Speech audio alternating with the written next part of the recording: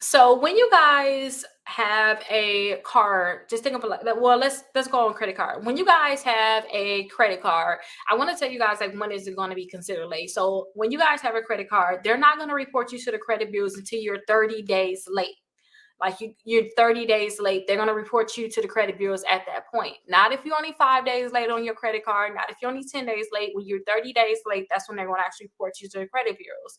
But if you want to know when can they just charge you a late fee, they can charge you a late fee the next day because you're considered late. Now, I would rather them charge you a late fee than for them to report it to the credit bureaus because, oh my gosh, you guys, that late payment is going to ruin your life. Like, seriously, it's going to drop your credit score so much, and it's going to make it where other credit card companies don't want to give you credit anymore. So even if you're 1 day late, 10 days late, 15 days late, just make sure that you're not 30 days late. To me, that's like the most important.